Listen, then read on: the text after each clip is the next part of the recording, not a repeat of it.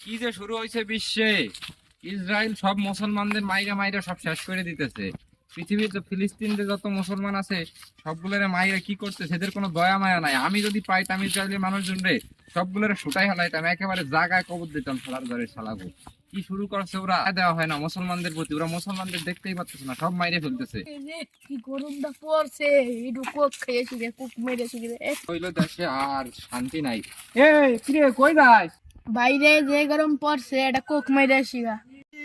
তুই কোক খাবি? কোক খার গু খাওয়া সমান কথা। কোনো ইসরায়েলি পণ্য খাওয়া যাবে না। এখন থেকে আমরা ইসরায়েলি পণ্য বয়কট করব, কোনো ইসরায়েলি পণ্য ব্যবহার করা যাবে না, ঠিক আছে? ইসরায়েলি পণ্য আমাদের দেশে কোনো ব্যবহারই চলবে না। ইসরায়েলি পণ্য সব আমরা বয়কট করে দিব। আর আমরা এখন থেকে ফিলিস্তিনকে সাপোর্ট করব। ইসরায়েলি পণ্যর বিকল্প যেগুলো আছে, যেমন কোকের বিকল্প কি, মজো, আমরা কি খাবো এখন থেকে?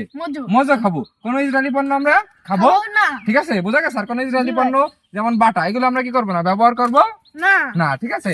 আমরা যেমন মনে করো বিভিন্ন ধরনের কোনো এক কথায় কোনো ইসরায়েলি পণ্য আমরা এখন থেকে ইউজ করবো না, ঠিক আছে? সব ইসরায়েলি পণ্য আমরা দেশ থেকে চালাই দেবো, ঠিক আছে? মনে থাকবে। তাহলে এখন থেকে আমরা কি ব্যবহার করবো, নিজেদের দেশের পণ্য ব্যবহার করবো এবং ইসরায়েলকে বয়কট করবো আর ফিলিস্তিনকে সাপোর্ট করার চেষ্টা আমরা করব। ঠিক আছে?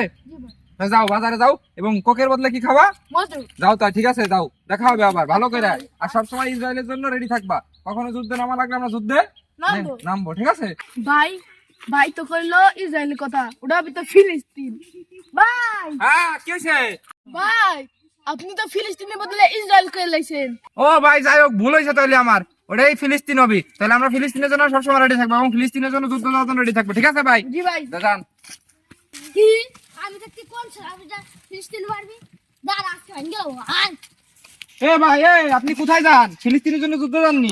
ভাই ও চলেন আন্দোলনে যাবো আজকে, ফিলিস্তিনে দেখবো আমরা কারা মারে, ঠিক আছে? চলেন। হ্যাঁ চলেন, ফিলিস্তিনের জন্য আমরা যাবো লাগছি।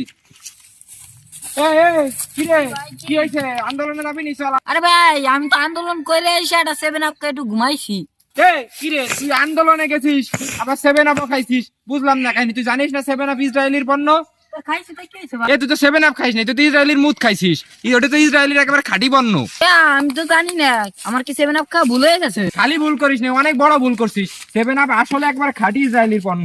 আর বাংলাদেশের মানুষ যে আন্দোলন করবা লাগছে, আন্দোলনের নামে আর লুটপাট করবা লাগছে, লুটপাট করে দেশের সম্পদ দেশেই নষ্ট করবা লাগছে। কি করে?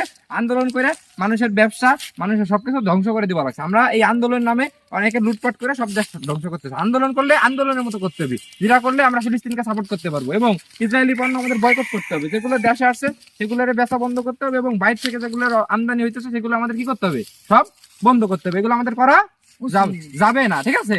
বুঝা গেছে? আমরা এগুলো এখন থেকে সবাই আন্দোলন করে এটা বন্ধ করবো, যে ইসরায়েলের পণ্য যাতে বাংলাদেশ আর ঢুকতে না পারে। আর বাংলাদেশ ইসরায়েলের বিকল্প যে সব পণ্য বাংলাদেশ আছে আমরা সেগুলা ব্যবহার করবো। তুমি ভুল বলছো, এগুলো করা যাবে না।